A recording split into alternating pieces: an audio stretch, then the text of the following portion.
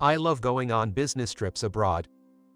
The airport always has an exciting vibe to it.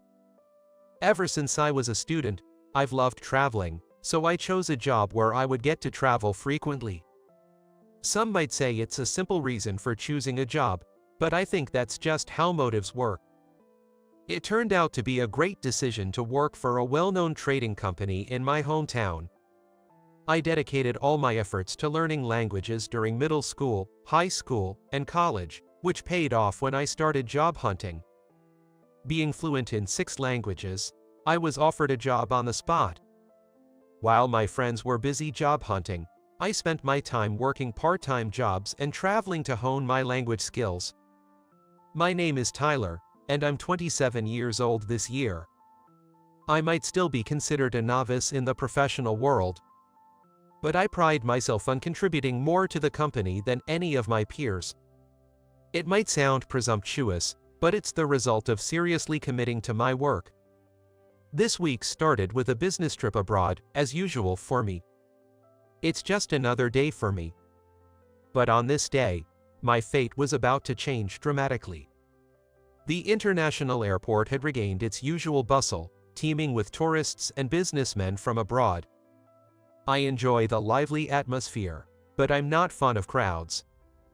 I tried to avoid bumping into people as I reviewed the details of my business negotiations in my head. This time, I wouldn't have a colleague to back me up. I was the only one I could rely on for this deal. I was thinking about being more focused than usual, when suddenly, an unusual sight caught my eye.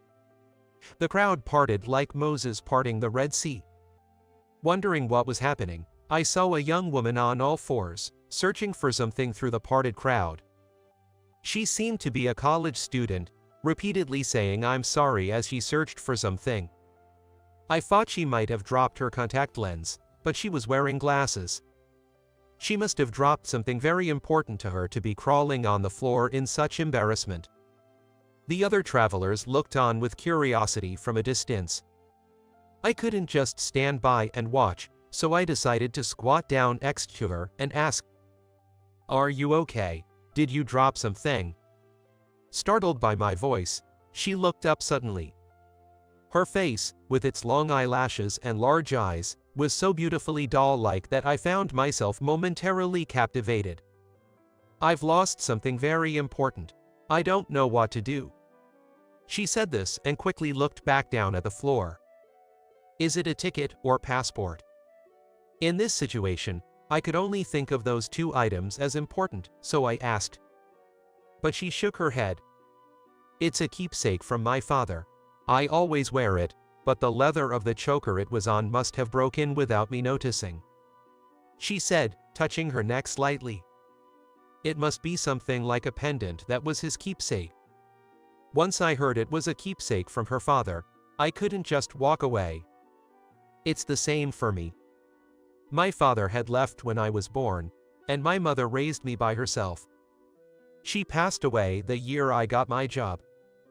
I always carry her watch, her keepsake. Without it, I feel like everything goes wrong. It's a white stone about this size," she explained, making a circle with her thumb and forefinger. "I'll help you look. We'll definitely find it, don't worry," I said, smiling at her. Please don't call my words irresponsible. I was determined to find it, and you have to have that kind of attitude if you want to find something lost. It seems my smile gave her some courage, as hope sparkled in her previously despairing eyes. If you don't give up, most things will work out somehow. That's something my mom used to say often. Excuse me, I've dropped something important, I said to the people around us as I got down on all fours like her to search the floor. Hoping it wasn't stepped on, I scrutinized the floor, but I couldn't see anything resembling it. You're going to work, right? Please prioritize your own work. I'd be happy if you have the time, but, she said apologetically. It seemed she was concerned about my boarding time. Hearing that, I checked my watch. There was still time before my flight. She looked curiously at me as she noticed the women's watch I was wearing. I chuckled and showed her my wrist, saying, "It's a keepsake from my mom." Hearing it was a keepsake, her expression crumpled as if she was about to cry. "Don't cry, okay? I don't want to be seen as a bad guy making a young girl cry," I said hastily, and she laughed through her tears. Her quickly changing expressions were also charming. It felt like I was smitten for the first time in a while. This business negotiation is an important one. All negotiations are important, but this one is truly special. I'm sorry, but once it's time, I'll have to stop helping her. As I searched, I kept checking my watch. I was concerned about the time. That's what I was confirming and worried about. Yet, in just a few minutes, I would be holding my head in my hands. Ah, there it is. I found it. Her voice came from a few meters away where she had been searching. She ran over to me, plopped down next to me sitting on the floor. "This is it. This is my father's mutton fat jade." She showed me a translucent, milky white stone. It had a warmer and softer appearance than jade. "Thank you so much, really." She repeatedly said thank you. Her tears of joy caused her mascara to run. "I'm glad we didn't give up. See, don't cry, or I'll look like the bad guy," I said as I pulled out a handkerchief from my suit pocket to wipe away the mascara that had smeared from her tears, and she smiled shyly. "Thank you. Oh, I'd like to thank you properly, but I'm sorry. It looks like it's almost boarding time." Saying this, she looked at the departure board in front of us. "Don't worry about it. Just make sure you don't miss your flight. Hurry along." I stood up and offered her a hand. She sprang up energetically. I thought she would return the handkerchief, but instead, she neatly folded it and tucked it into her pocket. "I'll hold this handkerchief hostage until we meet again.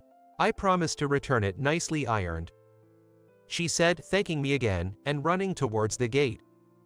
It seems her destination was somewhere in Spain. After she disappeared toward the gate and I checked the departure board, I took a deep breath in relief, but then, a sudden realization made my blood run cold. My boarding time had passed. Wait, I tried desperately to calm myself.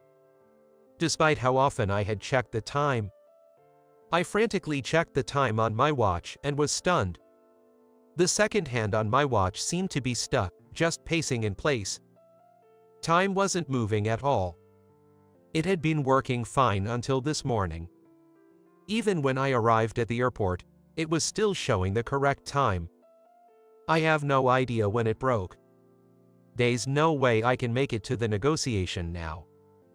The contract might be gone, and my job might be on the line too. Thinking about this, I couldn't help but laugh weakly. "Mom, why are you playing such tricks on me?" I spoke to the keepsake watch from my mother, but of course, there was no reply. "I've been had," I muttered as I sat down on a nearby chair. But I almost found myself disgusted at how content I felt. Remembering her tearful smile, I found myself thinking, well, it happens. I called the office from the airport, heart pounding as I explained to the section chief, Kevin, that I had missed the flight and wouldn't make it to the negotiation. He immediately told me to stay home until tomorrow. Probably because he didn't want to see my face. There was no one from our company on site there. No matter what I tried, the negotiation was doomed. I wondered what they were saying about me at work. That I got too cocky, or perhaps there were some who were glad to see me fail, which made me feel even worse. Well, what's done is done.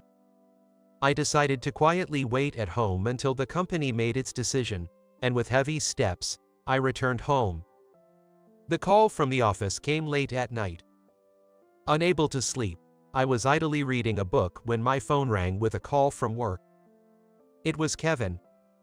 He told me in a tired voice to come to the president's office as soon as I arrived at work in the morning tomorrow. The negotiation had obviously failed, and it was a huge blow to our company. Kevin told me that no one expected me to mess up like this, which made me feel even worse. I couldn't possibly say that it was because my watch had stopped. I understand. I'll go straight to the president's office when I arrive at work tomorrow, I said and hung up the phone. I felt strangely liberated after I prepared what would likely be needed, a resignation letter. The next morning, as soon as I arrived at work, the head of the department, George, signaled to me and escorted me to the president's office. It was a place I had only been a few times since joining the company. I could only remember entering it when I made a big project successful. Excuse me. Following George into the president's office, our president, Mr. Thompson, was sitting in the front chair, drinking coffee. He glanced at me and George, took a sip of his coffee, and then spoke calmly. Tyler, I assume you are fully aware of what you have done. But let me get straight to the point. You are terminated as of today. I hope you understand that this decision was made considering the loss you have caused our company. I was expecting to be yelled at, so Mr. Thompson's calm demeanor felt like a cold splash of water. It would have been clearer if he had just shown his anger. Not even allowed to excuse myself because he didn't shout. It's all my fault. I am truly sorry. I have brought my resignation letter. Please accept it. I stepped forward and gently placed the resignation letter I had written last night on his desk. Why would you make such a basic mistake? I truly think it's a waste, but I need you to understand that neither the counterpart nor our staff would be satisfied unless we do this. Mr. Thompson had faith in me. I felt terrible for letting him down. Is there a reason for this? At his words, I just shook my head. It's all my responsibility, I said, deeply apologizing. No matter the reason, I was the one who made the choice. My choices are my responsibility. This was also a lesson from my late mother. Next to me, George's face turned red, and his hefty body trembled slightly.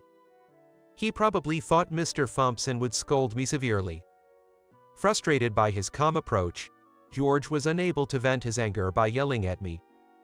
I realized we never really saw eye to eye. And so, I resigned from the trading company. After leaving the president's office, he yelled and even struck me.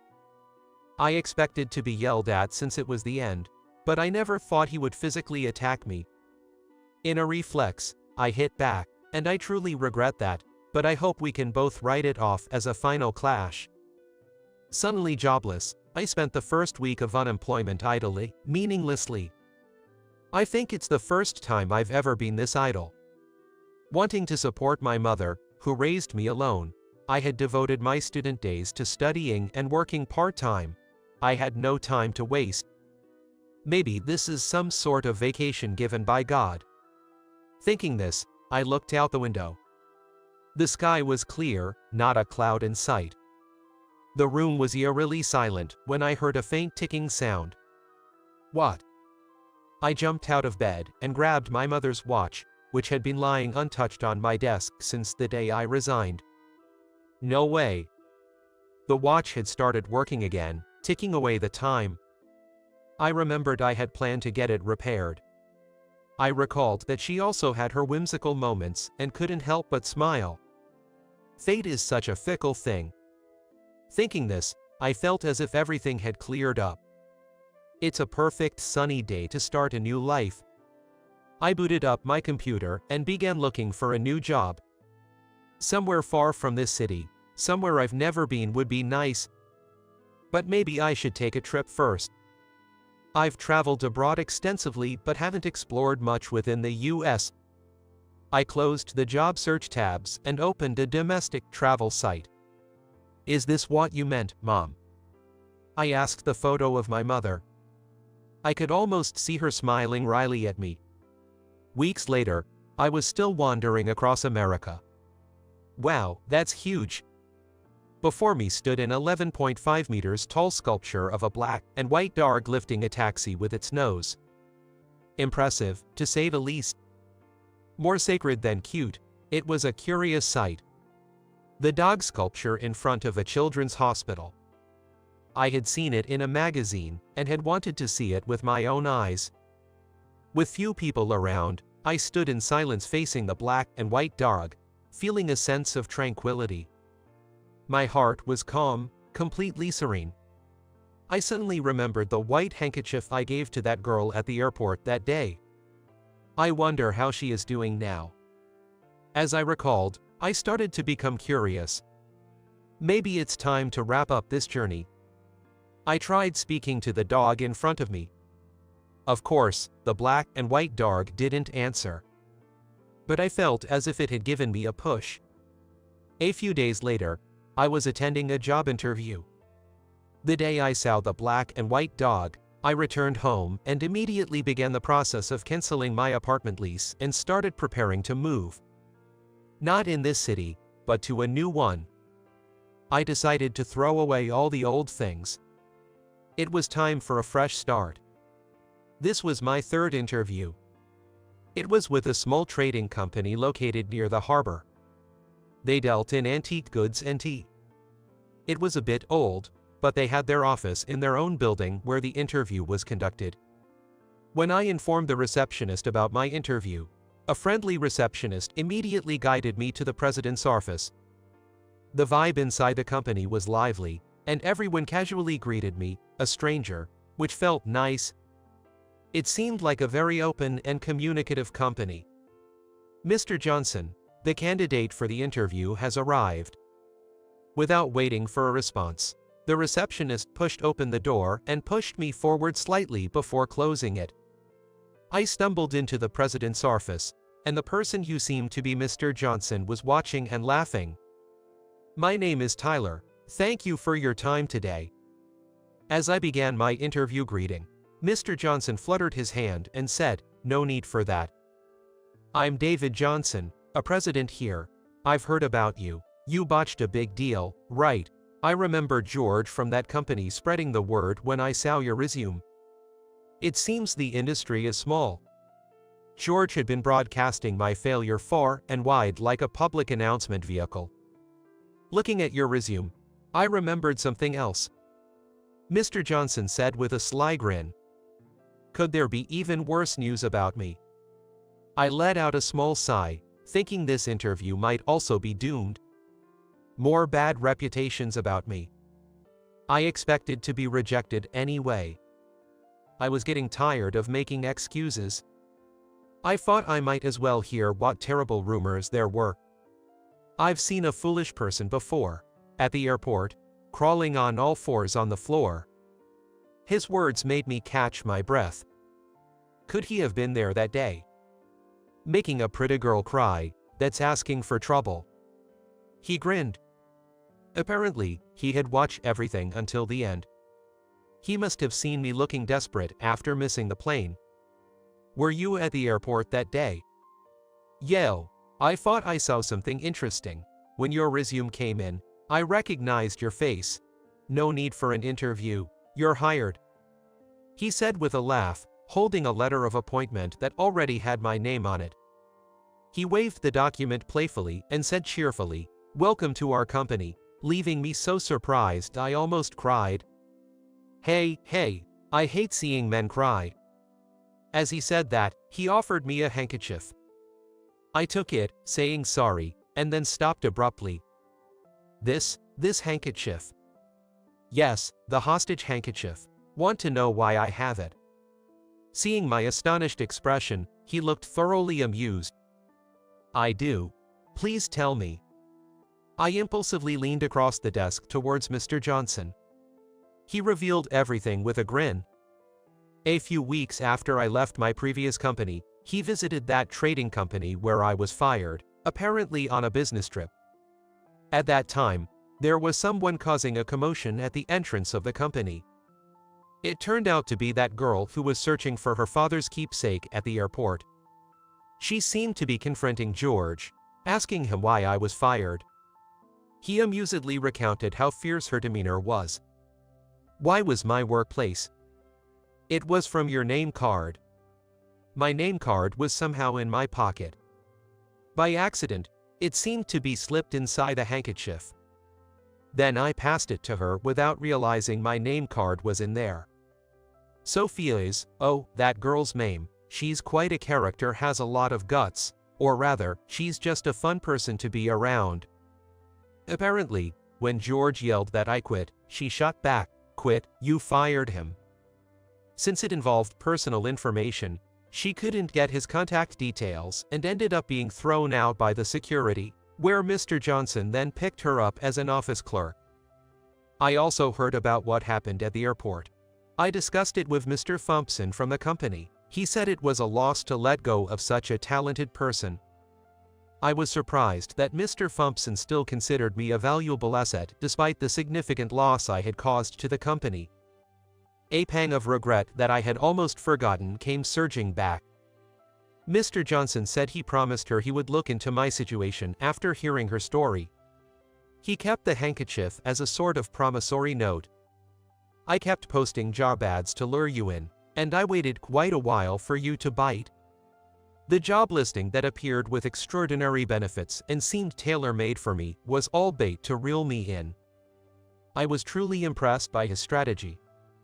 It seemed he would be good at business too. Is that so? Just as I nodded in realization, the office door burst open with such force I thought it had been kicked in. "Ah, Sophia, you took your time." He waved at a person behind me. She must have hurried over. As I turned around, there she was, panting. "Couldn't you have contacted me the day before?" With a voice as deep as if it echoed from hell, she spoke. He pretended not to hear her. "You came all the way to the office for me." As I turned to her and began to speak, she suddenly let out an indescribable scream. She pointed at my hand and gaped at him. "Why did you already give him the handkerchief? You said you were just keeping it." She protested, while he grinned mischievously. "Well, it's because he was about to cry." "What, you made him cry? I can't believe it, making a promising young man cry, and you're an adult." I couldn't help but laugh at their exchange that sounded almost like a comedy routine. The way she talked to the president, even though she was an office clerk, and how Mr. Johnson skillfully manipulated the situation, it was all too much. I was being played just as much. Realizing this, I couldn't hold it in anymore. "Ha, I can't take it anymore." I burst out laughing and crouched down. Now, I felt like tears of laughter were about to come out. "What's wrong? Are you okay?" She leaned in with a serious look, concerned about me. That worried look on her face made me burst into laughter again.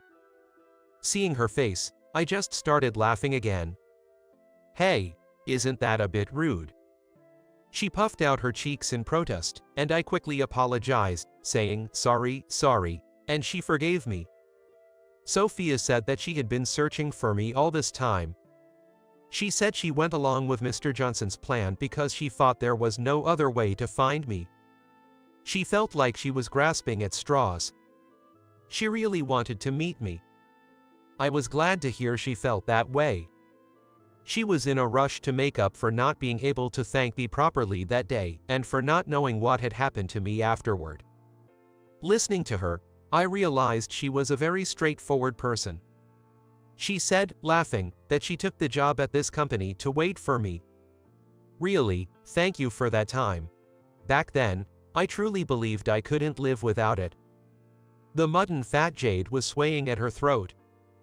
But after that, I felt I couldn't live without seeing you. She bashfully told me that my profile looked cool as I searched desperately on the floor amidst a crowd for someone else.